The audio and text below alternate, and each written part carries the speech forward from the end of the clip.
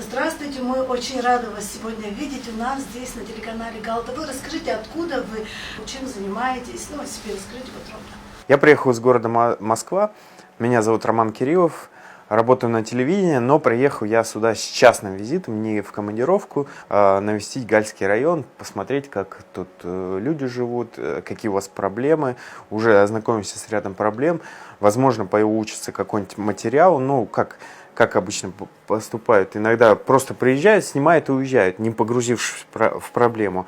А если, допустим, приехать заранее, все изучить, погостить, узнать настроение местных людей, нравы, как-то так погрузиться в культуру, всегда получается гораздо лучше, если какой-то материал готовить. В Галле я первый раз, вот уже гощу здесь 2,5 дня, и мне все нравится. Мне в первую очередь, наверное, что стоит отметить, что здесь больше всего нравится, это люди, потому что люди тут восхитительные. То есть со всеми, с кем мне удалось пообщаться уже, просто меня поразили они.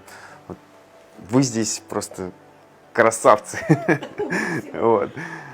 Очень интересный народ здесь живет, очень такой спокойный, размеренный, то есть никуда не спешат. Ну, возможно, это на контрасте с Москвой, где все куда-то все торопятся. Вот. Но мне очень понравилось здесь. Вот именно люди понравились, природа хорошая, красивая. Вот. Продукты тут все настоящее, да, яйца, молоко, сыр восхитительный просто. Кому-нибудь гостеприимство, то есть заходишь в гости, только из-за стола вылез, все равно накормят, напоят. Ну, вот Хази, да, всегда славилась гостеприимством, этого, да, у нас не занимать. Да. Приятно это слышать. Расскажите вообще, над какими интересными проектами вам доводилось работать, или, может быть, вы сейчас над чем-то работаете, о чем можете рассказать. Как долго вы работаете в передаче этот «Человек и закон»? В программе «Человек и закон» я работаю с 2010 года. Получается, уже 12 лет я там работаю. То есть уже такой приличный срок. Вот. А по поводу моих личных проектов, ну, я стараюсь каждый год что-нибудь выпускать. Допустим, в 2020 году я выпустил книгу, да, написал роман и издал его. В 2021 году я снял короткометражный фильм, смонтировал его вот с ребятами и тоже выпустил его, да. Но 2022 год, к сожалению, такой выдался у нас непростой в России. Я думаю, никому не надо рассказывать почему. Да, и, соответственно, все мои планы творческие, в особенности, отложились. Я вот ездил на Донбасс, людям помогал, беженцам. В Белгородскую область ездил, помогал беженцам с Харьковской области. Соответственно, сейчас всю свою энергию, все свое свободное время вот туда посвящаю. Да. К сожалению, о творческих проектах, к сожалению, вот, ну, даже чисто вот психологически не думается. То есть все равно любое творчество — это погружение. Да. То есть если написать роман, надо со спокойной, с пустой головой что-то начать писать, и пишется. А тут сейчас такая обстановка, что невозможно писать сейчас.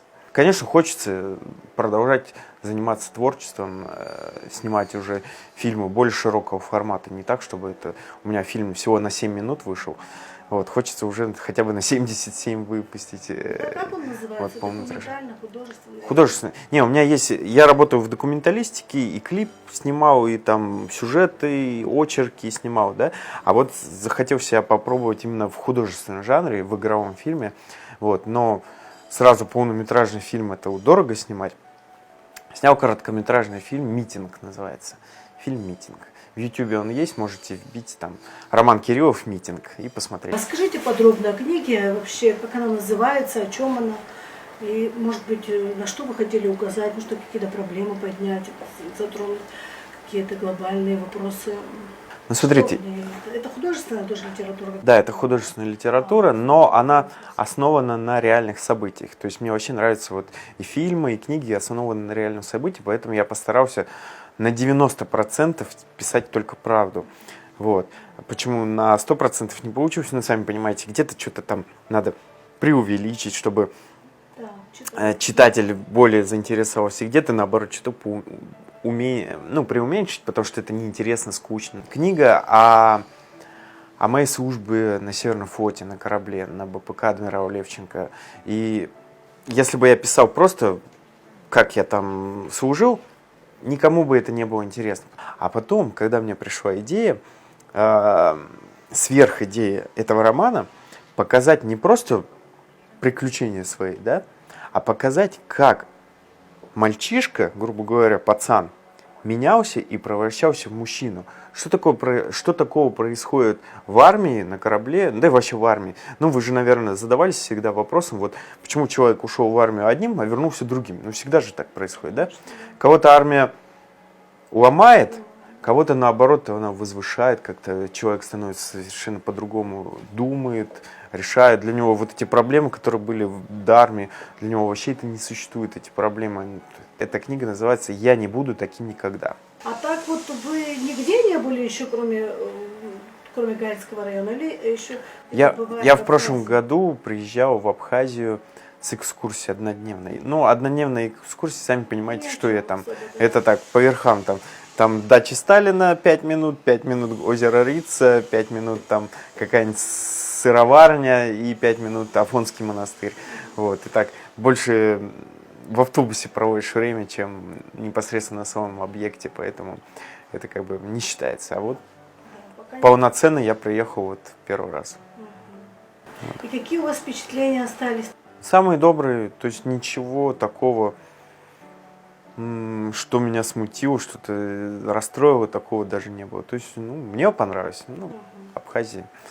Ну, в первую очередь, конечно, люди мне понравились. Ну и природа. Вот, допустим, я в прошлом году был осенью, и в этом году осенью. И когда вот на озере Рица, вот эти деревья, они уже не зеленые, они такие желтые, красные, листья падают, само озеро покрыто этими листвой. И там люди на лодочках плывут, там это рай.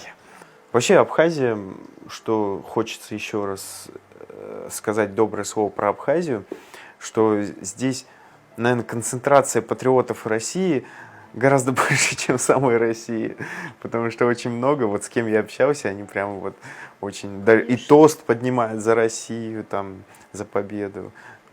Вот. Хотел бы сказать спасибо, что пригласили вот в эту студию, что дали пообщаться с вами. Мне было очень приятно, поэтому спасибо вам большое. Взаимно, и мы рады очень вас видеть здесь у нас в студии. Всего доброго, всех благ, всего хорошего. Да, спасибо, до свидания.